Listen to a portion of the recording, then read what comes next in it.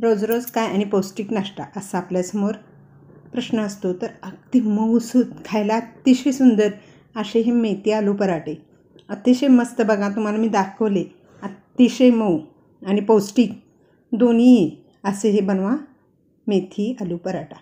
तर अशाच रेसिपी पाहण्यासाठी शालिनी डॉक्टरला सबस्क्राईब करा. आता आपण कढईत तेल घेतले, त्याच्यात मी थोडीशी लसूण घातलेली आहे. लसूण थोडीशी फ्राय झाली की आपल्याला त्याच्यात मेथी घालायची. मेथी मी व्यवस्थित धुवून चिरून अगदी बारीक चिरून पानं घेतली होती आणि ती मेथी मी कढईत घालते आहे.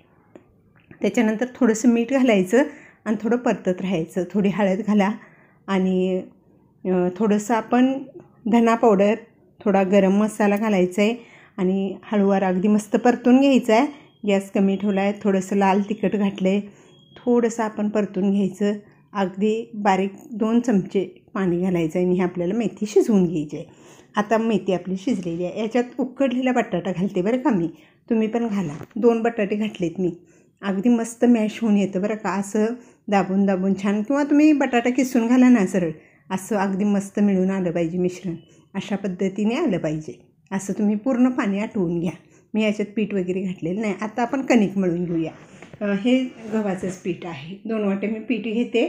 त्याच्यात आपल्याला चवीनुसार मीठ, थोडंसं लाल तिखट, थोडंसं हळद कलर येण्यासाठी घालायचं आहे. थोडंसं मी तेल पण घातलं आहे, दाखवायला विसरली मी. आणि पाणी घालून मी कणिक अगदी मस्त मळून घेते बरं का. छान होते ही कणिक. अगदी मळून घ्या आणि 5 मिनटं ठेवायचे. तोपर्यंत ते पण मिश्रण गार होईल. आता आपण 5 मिनटांनंतर सगळेच गोळे करून घेते मी. दोन्ही पण गोळे करून घेतलेत मी. आता उंडा बनवायचा आहे आपल्याला. थोडंसं असं वाटीचा आकार द्यायचा आणि त्याच्यात मेथीचं जे मिश्रण तयार केलेलं होतं त्याचा गोळा घालायचा आणि असा भरून घ्यायचा. अगदी मस्त आतून अगदी मस्त छान रुचकर आणि पौष्टिक असा हा आपला पराठा. खायला अगदी मस्त, चवीला अतिशय सुंदर असा पराठा आपल्याला बनवून घ्यायचा आहे. आणि मी गॅसवर पॅन ठेवते. पराठा टाकले आणि चारी बाजूने मी तेल सोडलेलं आहे. दोन्ही बाजूने अगदी मस्त छान परतून घ्यायचा बरं का. आणि छान असा भाजला पाहिजे. गोल्डन ब्राऊन असा कलर आला पाहिजे. मस्त फुगतो बरं का. फक्त आपण थोडंसं पेशन्स ठेवायचे म्हणजे छान पराठा फुगतो. अगदी पौष्टिक छान मस्त पराठा झाला आहे बरं का. अतिशय सुंदर. तुम्ही खायचा कसा हे काय मला विचारू नका.